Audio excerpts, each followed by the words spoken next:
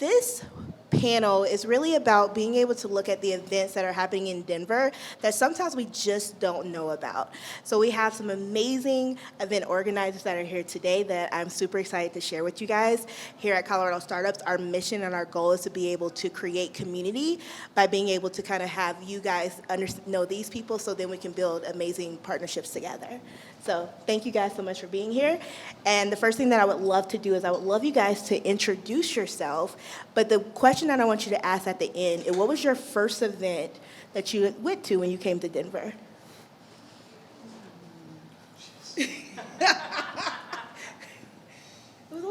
Can I go first since I've got the funniest story, maybe? Of course. My name is Samantha DeRosier. I am a two-time founder. I have my own marketing agency, and I also own a sober bar. My first event was actually Denver Startup Week in 2021, which was the first year that it came back after the pandemic, and it was all hybrid. And I just volunteered, and so I pretty much set up here in Commons on Champa, and I helped run the different virtual sessions, and it was a really, really good, but also really hard crash course into everything startup world. I love that. What about you, Rosina? Hi, I'm Rosina. I am a founder of Flatirons Development, based in Boulder. My first event, because I'm Boulder-based, was actually a UX meetup. So I'm a UX designer by trade. This was about 2017, I would say. And yeah, it was a local UX meetup in Boulder that I became involved in. And Rosina, what's the event that you organized? I organize the founders brunches on Sundays. First Sunday of the month, we do monthly brunches. Did you get that? We do brunches. She likes brunch. That's what I heard. And Sam, did you? Yes, I left that part out. I help organize the Denver Founders Network. And what that is basically a place for founders to be themselves and to also just share in the struggles of being a founder. Because as many people in this room know, it is a roller coaster of emotions. There are great weeks and there are terrible weeks, and there's everything in between. And so we really wanted to build a community where you can be authentically yourself and you don't always have to put on that, everything's going great, don't worry, investors, I've got it all figured out, because it's hard to do that all the time. And we wanted to have a space for you to just be able to shoot the shit and just, be okay with being human. Love that. All right, I'll go next. My name is Lauren Wester. I'm a tech founder. My first startup event was actually 2 years ago in 2021 at the Denver Startup Week. And I organize and sponsor the event for Inspire Her. It is specifically only for women entrepreneurs in the Denver area. So we're not only for tech founders, but any kind of woman starting any kind of business is welcome to come. Okay. My name is Monica Lewin, and I run Denver Social Society, as well as for Denver Startup Week, I run Party on a Tuesday, which is tomorrow. You should come. And oddly enough, my very first event that I went to at Denver Startup Week was Party on a Tuesday 2019. I love that. Full circle. Very much so, oddly. All right, my name is Eric Marcoulier. I am the founding director of the Thunderview CEO Dinners. Every month we get 40 plus CEOs together in a room and create a very intentional space where we help each other out. I am also by day a startup coach for 27 years. I was a tech founder, had a few successes, one public company, 2 acquisitions, and then a lot of failures. And so the dinners are really just a way to help other people avoid a lot of the traps and a lot of the mistakes that I made over the years. Guys, First event, I honestly don't remember. I've been coming, was living in the Bay Area and started coming to Boulder in 2007. And so it was probably either a Techstars event or a very early event in the Boulder startup scene. I love it. For me, guys, my name is Carrie Thomas Amaro. I am the community manager of Colorado Startups. In my daytime job, I am a visibility and marketing coach for startups and founders. And my first startup event was actually Colorado Startups Happy Hour, 2022. When I first moved here, it was like literally a week after I moved here, and I was like, "Oh, this is so fun!" And the opportunity to be able to be a part of it has just been amazing. So thank you guys so much for being here. It literally means the world to me. And let's get into it. Okay, so this question is going to be for Rosina and Sam. And the question is, how has Denver Startup Week community evolved over the past few years, and how does your respective events reflect or drive the evolution? Shall I go? All right. So one of the things, and I promise that this is not because I own a sober bar, but one of the things that we've noticed is that it's really hard to find gathering spaces that don't revolve around alcohol. And especially some of our founders that are in the health and wellness spaces, they don't want to consume alcohol. And we don't care what the reason is, but one of the challenges that we faced is that, most of our Denver Founders Network events were at a brewery. And we'd have people who show up who are gluten intolerant, and they're like, well, I can't have beer. And so those are things that have, they've always been around, but they're becoming more and more apparent, and we've had to shift some of our events to be more sober forward. So we've done 2 sober events so far. We've had to do them in parks because you can't you could just go to a brewery and not drink there, but that's not as much fun, And so we've been really intentional finding spaces that are good for people who may be in recovery or who just choose not to be around substances. I love that. And Rosina? Well, it's interesting that you're saying that because I think one of the reasons that we love doing the founders brunches is exactly for that reason, to give founders a way to kind of get together that isn't within the conventional meet up at a bar kind of scene. So just tangentially, I love that you said that because that is a reason that the brunches are so much fun for us. It's interesting to think back, I guess, to the time that I have been in the Denver-Boulder area. I moved from New York City about 5 or 6 years ago. And, when I originally moved here, I wasn't actually that active in the Denver scene, at least. I was more in Boulder and also just kind of discovering myself as a professional. And I think, you have to really go out of your way to find events that feel relevant to you, and I'm also by nature an introvert, so it takes a lot to actually go to these events, make connections, and then find events that you feel connected with. And then the pandemic happened, right? So I feel like I'm actually just kind of getting my groove into the community only in the past few years. And, I think Denver does have, much more of a connected, growing community than some of the more outside cities like Boulder does. But I think what really, reflects on me is just every event I come to now, I see different entrepreneurs and different founders at every single one. And you almost think oh my gosh, this community's tapped out. I've met every founder in the area, and then you go to the next one, and there's a whole swath of new entrepreneurs, and so I just am really blown away by I think how excited and close knit this community is, and how there just seems to be more and more and more entrepreneurs and founders that are eager to come out on the scene. Rosina, can I just comment on that real quick? Because every time you say you go out to a new thing, you meet a new founder, you meet a new startup, and it's so cool to see how Denver really, particularly for women entrepreneurs, we're #1 in the country for women entrepreneurs, and it just seems like all these new entrepreneurs kind of come out of the woodwork, and there's kind of just this continual funnel of new ideas and new people, and so I think that's really cool that you highlighted that. Thank you guys so much. Okay, next question. Many attendees also always wonder, what am I going to be doing after the event ends? How can you encourage continued networking and collaboration amongst attendees between events? And this question is for Eric and for Lauren. All right, I'll start. So one of the things that we do at Inspire Her is we try to make it a smaller group, so it allows for women to kind of take off their armor and say, kind of like what you were saying, Sam, like just say, hey, this is what I'm struggling with in my business or in my personal life, or I'm having kids and like I don't know how to balance business with kids.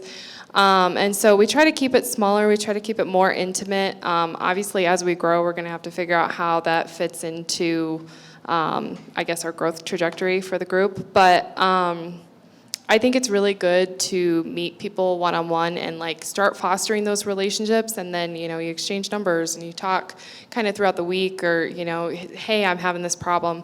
Kind of just meeting women at the event and then being able to continue to foster that relationship over the course of several weeks until our next event. Eric? So at the Thunderview CEO dinners, we've taken a very intentional approach around this, and we tell every attendee that in order to come back, they have to both help another attendee with an ask and then also refer another CEO to the dinner. And the secret is that we don't actually 100% track on that. If somebody was a great attendee and they apply for the next month, they're fucking getting in. But we set the expectation at the very least that you've got to do those two things. We don't have non-participatory members in the community, and the way that we actually engender that then is we have a much more structured event than a lot of other events that you might go to. And there's a 30-minute period where we managed to get up to 40 CEOs on stage in a 30-minute period to introduce themselves, what their company does, and then make an ask of the community. And what's fantastic is, first of all, probably half of those asks are actually filled by the time that the dinner is over, a couple hours later. But then we additionally send the entire list of asks out the next morning to the entire community of previous attendees. So everybody who needs something has a large group of people that they can reach out to. And again, we reinforce that in order to come back, we'd really like you to take a look at that email and see if you can be helpful.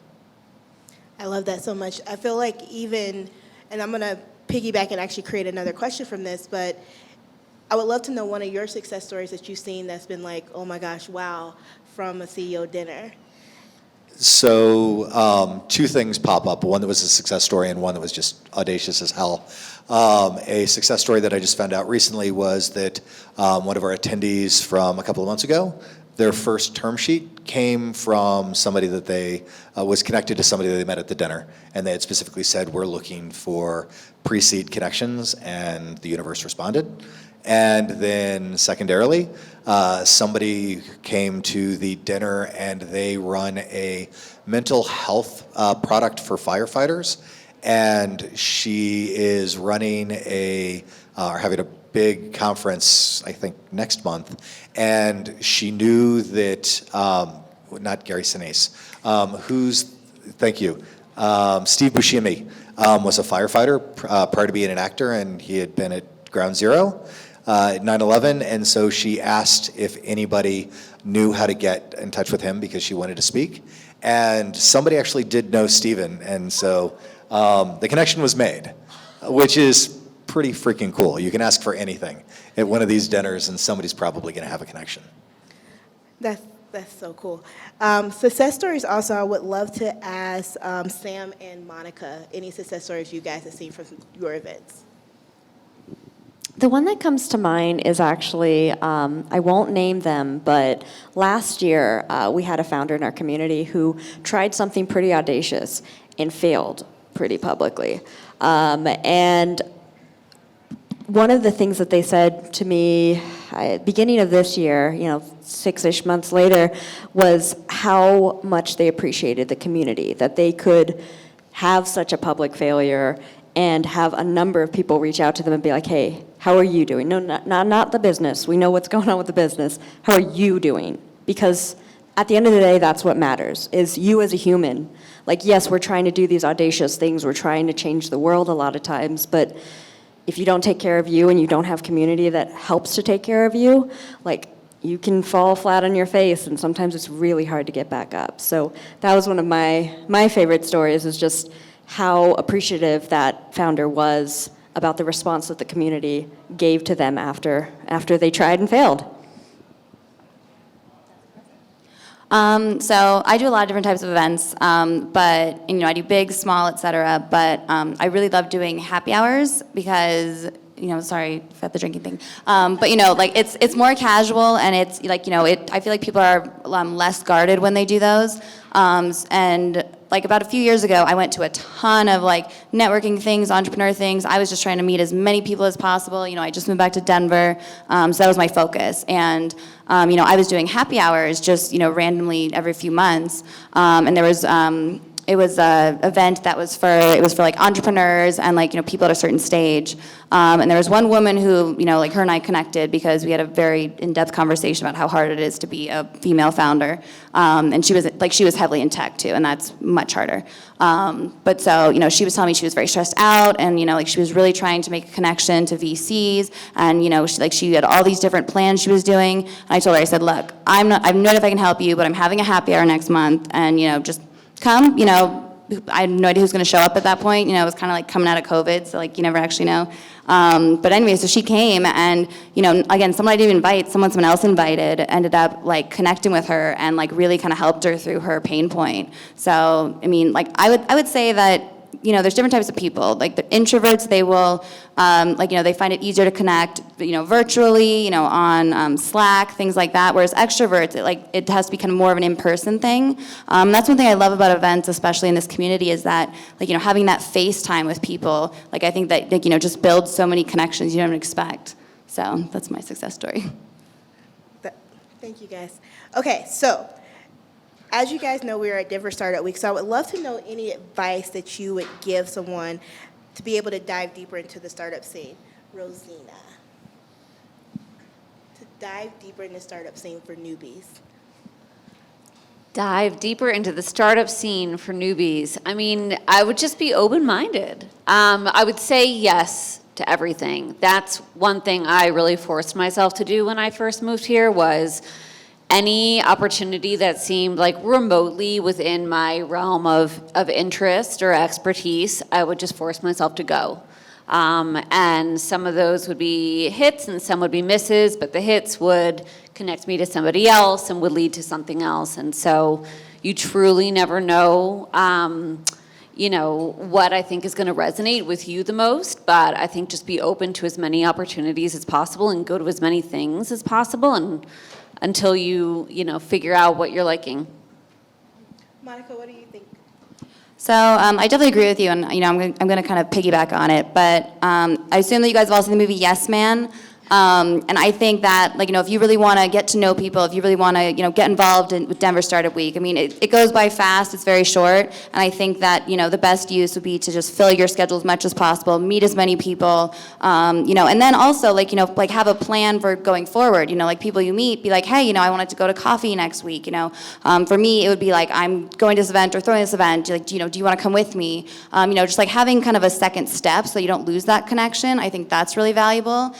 But it was actually charming. So prior to this, we were having a conversation about dating, and I actually kind of think that it's very similar with making connections during Denver Startup Week, in that the best way to go into it is with the mindset of it's either a good experience or a good story, ideally both. So, if you meet someone, if you're at an event and you're like, not really my thing, you're not really, vibing it, then just find the good story. Instead of talking about this person's business, talk about their dog, I don't know. But, keep yourself going, be resilient and just try to meet as many people as possible. And also just take advantage of the opportunities. Because, after Denver Startup Week, there's other events too, but you're not going to have this many people in this concentrated environment.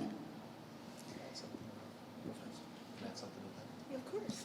So real fast to add on to Monica's point of view is we've all got our device now that connects to the internet and connects to our calendar. When you meet somebody and you say, hey, we should get together, just fucking break out your calendar and schedule it. You can do that now. Wow, technology. It's like a mic drop moment right there. But don't drop it. Okay, so we're going to switch things up a little bit. And I want to ask everyone, what is the critical ingredients to be able to build a supportive startup ecosystem? And I'll start with you, Eric. That wasn't one of my I questions. know it wasn't, I switched it up, but it was on the page. Dun, dun, dun. So I'll go back to the word that I used before, intentionality. I think it's really important to figure out what you want to bring to the startup ecosystem, right? We have so many different people running so many different organizations and so many events, and a lot of the things are covered. And at the same time, there are things that when you think, I want to start an event, it's because you feel like there's a gap.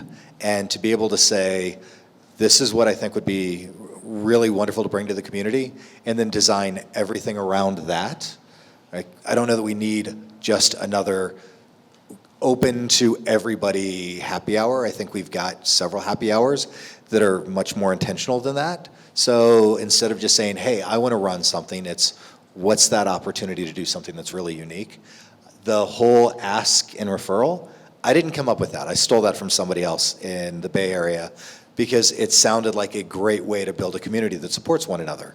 So as we all continue to build out these events, I would really just focus on what that unique quality is, and everything that you do should be focused on reinforcing that.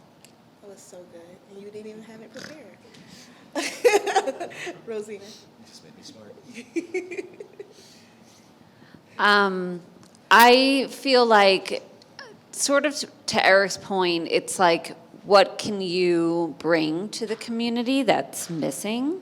And, you know, if you are really interested in some of these events that that are already in existence, right? We don't need more events, to his point.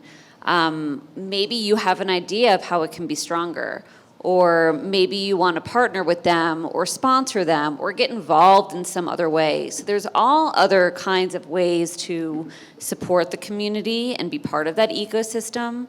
And I think it's really about kind of like thinking about how you are different than every single other person in this community, and you bring something different to the table. And where is that need in the community that is like ready for you and your contributions? So that's kind of the way I would frame your thinking about it. I love that. Sam. I think we're all just going to piggyback off of each other at this point. It's called double click.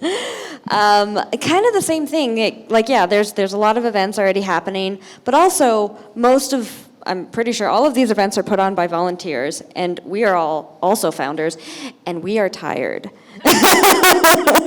And so if you want to help us, just raise your hand. Like, we will take help almost always, you know? And it's just being helpful and asking, you know, how can I contribute? How can I make this better? And also, like, the Denver Founders Network likes to be more community-driven. We have great ideas, but all of the organizers are like, yes, but who's going to do that? Because it's not me.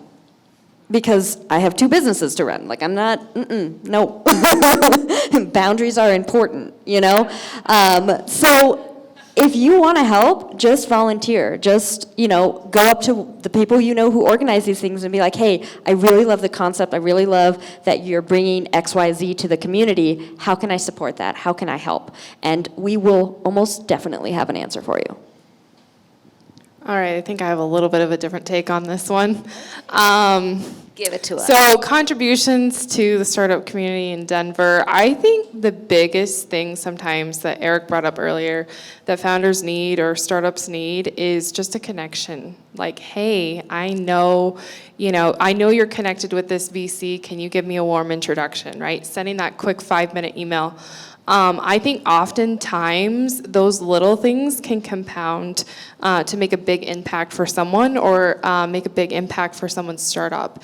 And so kind of like what I like to do as, you know, someone who organizes events for women is, who do I know in my list of people in my head that I can connect you with to make your business successful, right? And I think if we can do more of that in the Denver startup community, then we'll just eventually be more and more powerful, and we'll have more and more great businesses coming out of Denver. I actually love that with the connection aspect. I'm going to piggyback off you. So So like the moment that you said, oh, like I know this person, who can I connect them to? I got so much anxiety because I know so many people that I was like, oh my God, like don't ask me that. But so like, I think connection's important, but I think that it's also very important to know, as someone involved in the startup community, I think it's important to identify what you bring, but also what you want. So for example, if you say, hey, who can I introduce you to? My brain will fry out. I will be like, that's not a good question. But for example, but if you say, hey, I want to meet, someone who's in this industry, has this role, then all of a sudden I can say, okay, let me help you. So, I think that communication is very important, when you're connecting, when you're networking, especially within like the Denver startup community. I imagine everyone here in this room, we all know a lot of people, and, we could all probably help each other if we knew how to. So that would actually be my big aspect, picking back off you. And we're going to close off, and then we'll be able to answer questions from the audience. As we know, Denver is growing. I just moved here last year, and the Denver scene has changed so much. How in your events are you going to be able to adapt to that change and help with the growth in the future? And this is for everyone. By asking for help. I love it. Hint, hint, if you would like to help the Denver Founders Network organize things, please see me. I think feedback is as important as, running the event itself. And so with the Founders Brunches, we have cohorts every quarter. And at the end of a cohort, we will send out, a survey getting feedback on their experience. These cohorts are 3 brunches in a cohort. And, each one of them has a different theme. And it's really important to us to understand, which themes were working for you guys, which programs did you like, which speakers resonated, what do you want more of, what do you want less of, so that we can constantly improve. And, feedback is obviously the only way you can truly get better. And we've learned a lot about how to improve our programming that way. I love that. Eric, the future. Dun, dun, dun. So I kind of look back to Boulder in 2012, 2013, and it was this very magical time because we had a whole bunch of entrepreneurs in that community, and unlike just about any other startup community in the country, it was truly the sense of rising tide raises all boats, and everybody was excited for everybody else's success, right? You raised capital? Holy shit, tell me how you did that. I'd like to raise capital. You sold your company? That is mind-blowing, right? I came from San Francisco prior to that, and everybody felt like, well, if you win, I must automatically be losing. And it felt like Boulder, 2014, 2015, sort of peaked. A company that I started sold to Twitter. Google came in big time. Microsoft was there. Apple, all these companies. And Boulder seemed to suddenly put on airs and feel like, oh shit, we are, if not number 1 or number 2, certainly number 3 in the country. And I don't think that was accurate, but it felt like people felt that way. And at the same time, Denver, fast follower, just continued to seem ascendant. And then COVID hit and screwed the party for everybody. And so as much as I am looking forward to an amazing future, really what I want is to capture that 2012 Boulder scene again, where everybody's just excited for everybody else's wins, because there are a lot of great founders in this community. There are a lot of great companies that haven't even been born yet. And I just want all of us in the room to help one another and get excited about every single win in this city and in this state. I really love that. I think for me, as far as looking to the future, one of the biggest reasons why I wanted to start this Women Entrepreneurs Network group is women are often inspired to change the status quo. And a lot of startup founders are inspired to change the status quo, right? Finding a need, saying, hey, I can fix that, right? And I can, do well and for myself and for my employees by changing that specific aspect of society or of a new product. And I think one of the biggest things looking to the future as people connect more in the Denver startup scene is what is the status quo in Denver and in Colorado that we want to change? Where are the problems that we see in the community, and how can we as entrepreneurs help those things move forward in a positive direction? So I think bringing people into these networking groups that really want to push the status quo and really want to change maybe even the way the society looks is important. Yeah, I mean, everyone had amazing points for sure. What I would say is I think it's very important to constantly change, constantly evolve, constantly grow, but I don't think that needs to be by yourself, and I think that that's the number one, or I would say that that's the most important thing that I think anyone involved in startups, entrepreneurs, business, anything, is that, it's really lonely if you're starting your own business. Sometimes you have a network, sometimes you don't. And I think that, moving forward, especially coming out of COVID, where things were weird and now everyone's adjusting, I think that the best way to, continue to grow the startup community in Denver is really just to realize, both internally and externally, that, hey, no one's done it by themselves. I can't, you can't. And really kind of take that into account as you meet people and things like that. And also, be okay with it and thrive on it, because I think that's the purpose of why we have our startup community here in Denver. Hopefully it keeps growing in that direction. And I think it's just important to be mindful of that. I really love everybody's answers. I think for us at Colorado Startups, our goal is just to be able to support event organizers as much as possible, being able to be that beacon for when people come to Denver and they're like, what am I supposed to do? Where am I supposed to go? Come to Colorado Startups and then connect with all these amazing humans. So guys, thank you so much for being here. Can we give our panelists a round of applause? They're amazing. And I do want to open up the floor for any questions that anybody might have, so you can just raise your hand. All the questions, I love it. I'm going to go to you first. So my question is pretty straightforward. How do you find these events?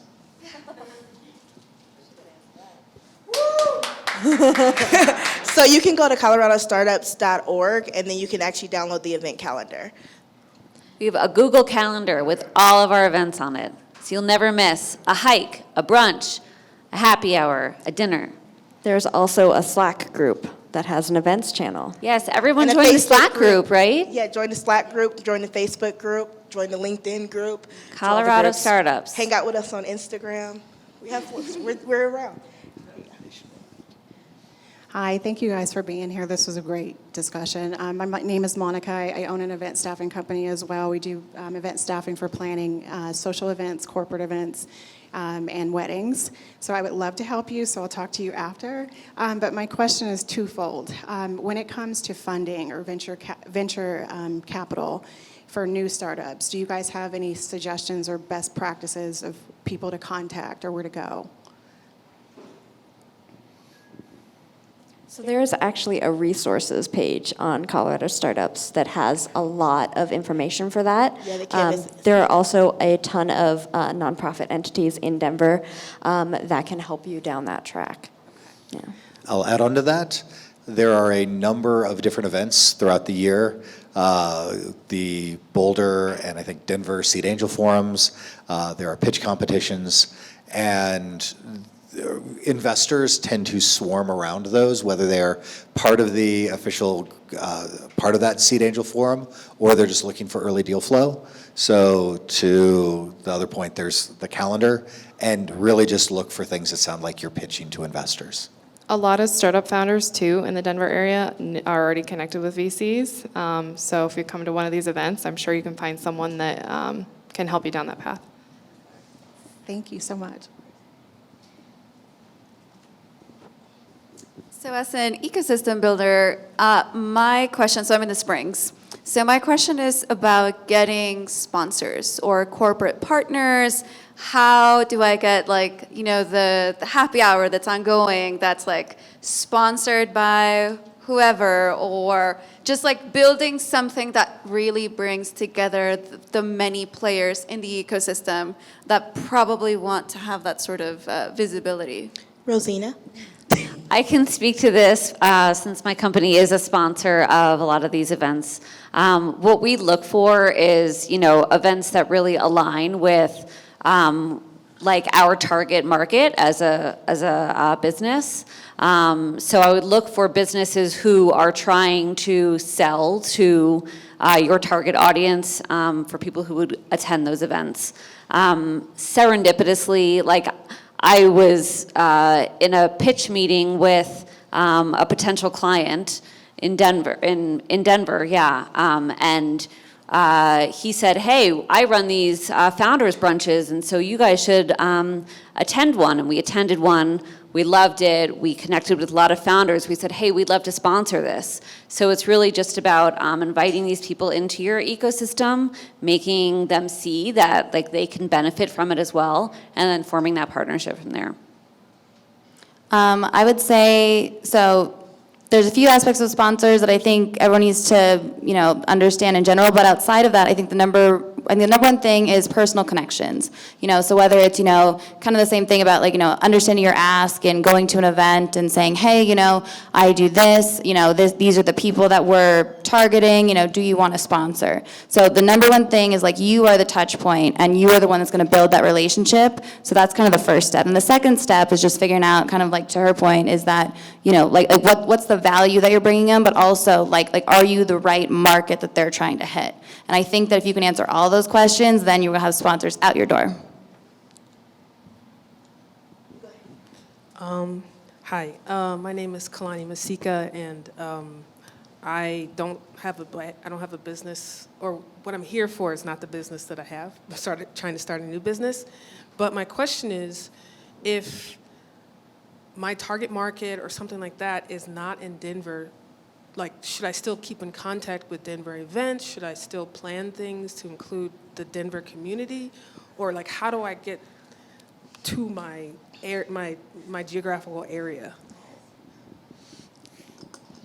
So, first and foremost, I am a believer that as founders, most of our ideas are wrong. And when you start a company, all of my serial entrepreneurs here will probably give me an amen here. The job as an early stage founder is not to prove that you're right. It's to figure out the many ways that you're wrong as fast as possible so you can fix them. And there's a guy, Stephen Blank, wrote a textbook, was it 4 or 5 steps? Some number of N steps to the epiphany, we'll say. Thank you. And he's got almost like the Zen cone that is the answer you are seeking is not to be found inside these 4 walls. And what he was speaking about was this concept of you can't think your way to customer discovery. You actually have to go and talk to people. Even if your market is outside of this geography, in connecting with all of the great entrepreneurs, that is when the great ideas happen. You can't think your way to success. You can only sort of connect your way to it. So please come to all the events. But also, you never know who knows who. Because, like, I may have a really big network where your market is, and you don't know that unless you start talking to the people around you. And I will say with Colorado Startups, we do have on the event calendar, so coloradostartups.org, event calendar, get it. We have events in Boulder. We're about to have events in the Springs, so as well as Denver. So we have ranges. Thank you. Any other questions? Oh, here you go. So I'm Sylvia. I am a founder of a clean tech startup, very deep in science. And the question I have is, I'm sure in every field, but in mine for sure, that the workload is just astonishing of, hardcore science on the day, CFO at night, cleaning lady in the middle. How do you guys find the time to go drinking? Who said we weren't drinking while we were cleaning? Come on. The drinking starts at like 8 a.m. when you're a founder, often just to, sort of medicate the pain. No, but seriously, where is the balance to getting actually the job of a startup done versus networking? What is the advice to how you balance that? I would recommend, so I tend to be an introvert, and I recommend that building your network is often, like Eric said, like you connect your way to success, right? That's often more productive than a lot of things that, you know, you might find important in your startup or your company, because you don't know who is like, hey, I'm really interested in your company. Can I come on board as a co-founder and help you with everything that's going on? Like, you don't know what connections you make to be able to find that help, to be able to push your way to success. And so I think, you know, obviously it's, you know, you got to balance priorities, but building your network is important to be able to, I guess, be more successful. It is. I would definitely, it is really all about prioritization. Like maybe when you have a little bit of downtime, you let yourself kind of get out into the network and then find the things that you feel like are most worth your while, and then maybe only go to those things. Like, I get it, I'm tired. I have a 9-month-old baby, I am running my own business, I'm running these events. Denver Startup Week is like, oh my gosh, I have to do this on top of everything else. But you know, it's prioritization, right? This is just a week, and it's really well worth it, for me at least, because I get to, you know, connect, and after these events, I feel, I like get on a high, right? It's like, oh, that was such a great thing to do, and like, I'm so glad that I spent my time doing that. If you don't leave an event feeling that way, don't go to the next one. So I think it's about, you know, figuring out what gets you really excited and then just picking and choosing. Who here in the startup community feels like they don't have enough time to get everything done? Show of hands. Okay, every single person who's got their hand raised, break out your phone right now. Remember, this is the thing that allows you to like make appointments and like follow up immediately. You, break out your phone. And I want you to take a note right now or put it into Google. The Eisenhower Decision Matrix. Dwight D. Eisenhower, former president, you know, fought World War II. He had this 4-quadrant graph, and on one axis was importance, and the other was urgency. And so you get 4 separate quadrants. There's important and urgent, and ideally you should really only have like 2 or 3 of those things a week, right? The things that truly matter and truly must be done right now. And then there's the obvious thing that we all avoid, which is not important and not urgent, right? We tend not to fuck away our time that way. But the problem for founders is there are 2 remaining quadrants. There's urgent and not important, and then there's not urgent and there's important. And because of Slack and email and text and all of these things that we are ingrained that we need to be responsive, we live in our email. And how many people work FIFO, right? Or sorry, not FIFO, LIFO, right? Last in, first out. How many people go to their email, look at the first thing on the top of their list, and then that's the thing they work on? What a miserable way to prioritize your time. Strategy is when you work on the stuff that is important and not urgent. And so the best way that you can make time to come to events like this, which could at least theoretically be construed as strategic for you, is to stop doing so much fucking email. So Google that, print that out, put it on your wall, and come to more events. I hate email. I totally understand that. One thing, I got you. One thing that I want to say, so I'm going to be I'm going to call it like mini woo, just like a mini woo situation here. So one of my best friends, she always tells me, she was like, space creates opportunities. And every time she says it, because I am a workaholic, I'm like, what do you mean? I got stuff to do, I got things to do. But the moment that I actually walk away from something and actually create the space, opportunities just come out of nowhere. And I'm like, oh, this is interesting. And she was like, yeah, because you open up the space, because when you cram so much stuff inside of your schedule, universally you're saying that you don't have space for anything else. So when you actually open up space and say, you know what, I am going to go out, I'm going to go to an event, I'm going to connect with different people. Now you're telling the universe, hey, I have space to actually welcome in more beautiful things in my life. My little woo moment. Yeah. I can echo that too. Has anyone heard of the 80-20 rule? I see a lot of nods, so I'm not going to explain it then. Use that. Fill your schedule 80% of the way, have 20% free, so that when that good opportunity comes up, you can jump on it. I mean, one, that's amazing, and I agree with that, but, kind of, to echo that, so my favorite word is optimize, and no one does it well. And I have no idea, I look at some people's schedules, I'm like, how do you do that? And then I look at mine, I'm like, how am I alive right now? And I think that, the most important thing is to optimize your schedule. And with that, there's tons of books about how to do that, et cetera.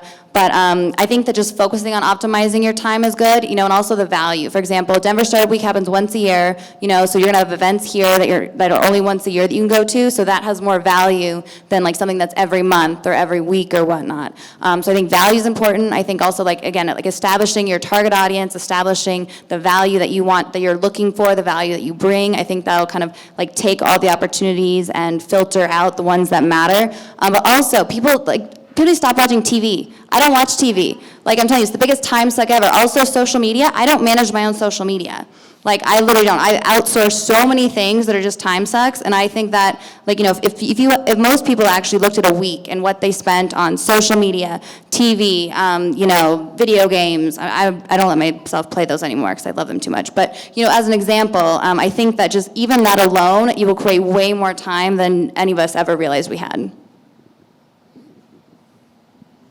All right, so I feel like we sidetracked into time management thing, and my question is actually related to that.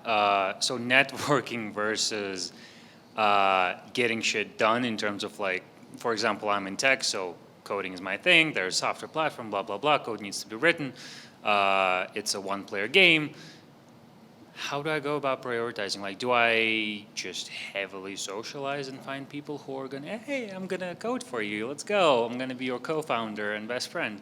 I'm just going to click, every fourth Friday, we have a startup happy hour at Whiskey Row. There's all types of founders, all types of just people just looking for relationships. That would be a great place for you. And then you can go hang out with people, grab a drink, grab something to eat, and then you'll be like, oh, you code? I need somebody to code right now. There was people always looking for developers and people that code.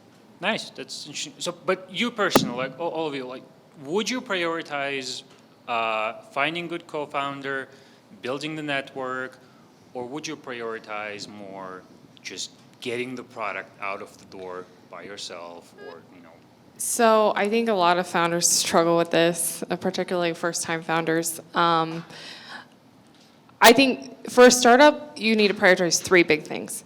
Product market fit is one. Your actual product is two, product quality. And then number three is networking.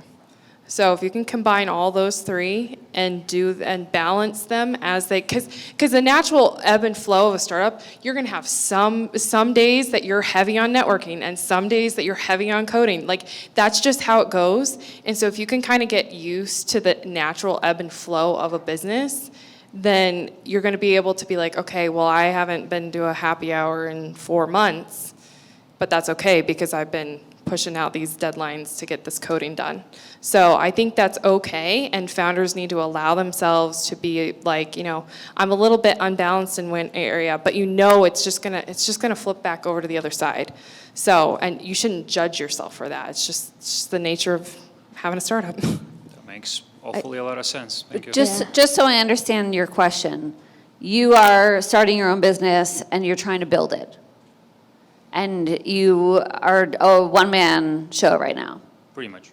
And you're looking for a co-founder or thinking about looking for a co-founder? Looking for a co-founder since 3 hours ago. You're crushing it. I mean, I would encourage you to continue looking for a co-founder.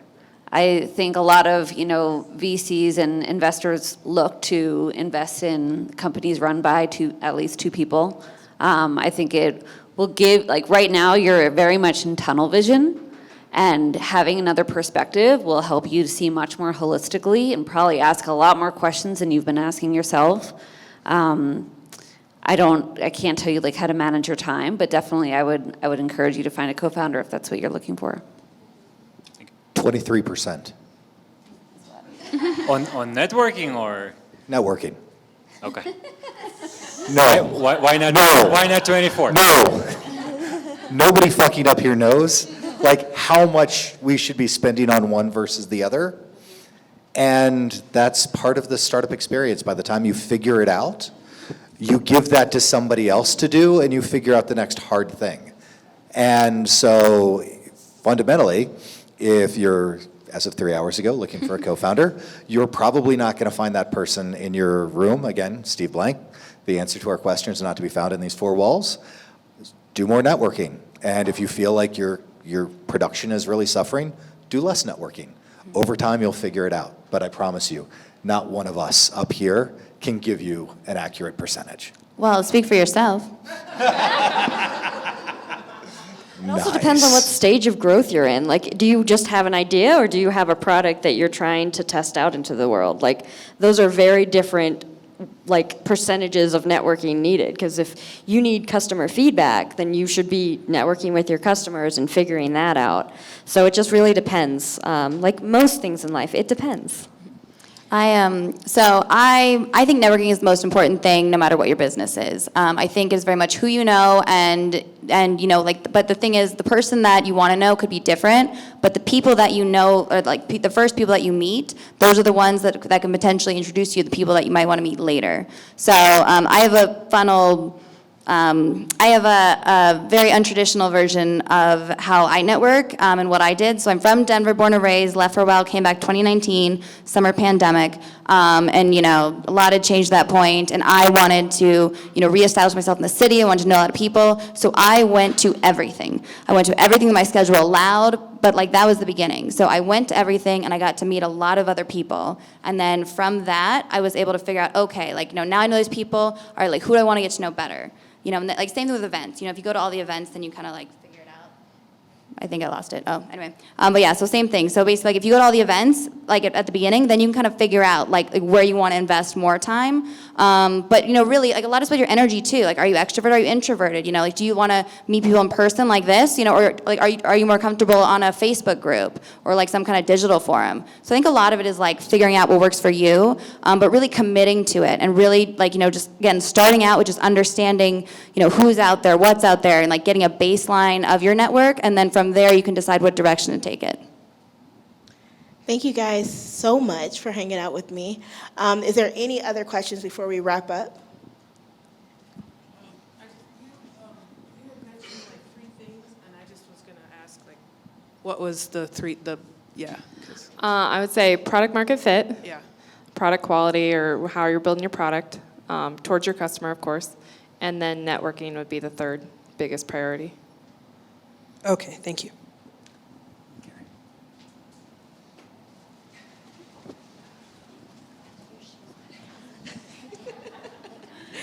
Thank you. I was just looking at the website. So I have events. My company puts on events. And is this something I can add? It looks like there's a button to add it. Send you a message. Fantastic. Thank you.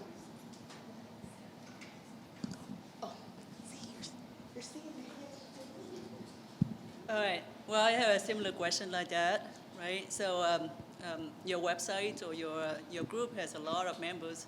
So I wonder if you have like newsletter or something like that, so members or local founder can invite people to try out some certain product or service that all your founder produce.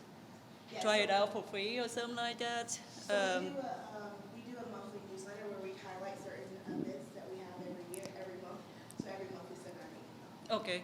So can we give you your information and send it out to all your people? Yep, go to, I'll say, yes. All right, that's awesome, thank you. Okay. And I just want to thank all you guys again for coming to hang out with me today. Literally means everything. And thank you guys for coming to this session. Like, there's so many amazing sessions out there, and you chose mine. It means a lot. So thank you guys so much. We are here for any questions anybody has on the back end. And I'll see you guys soon. Thank you. Thank you.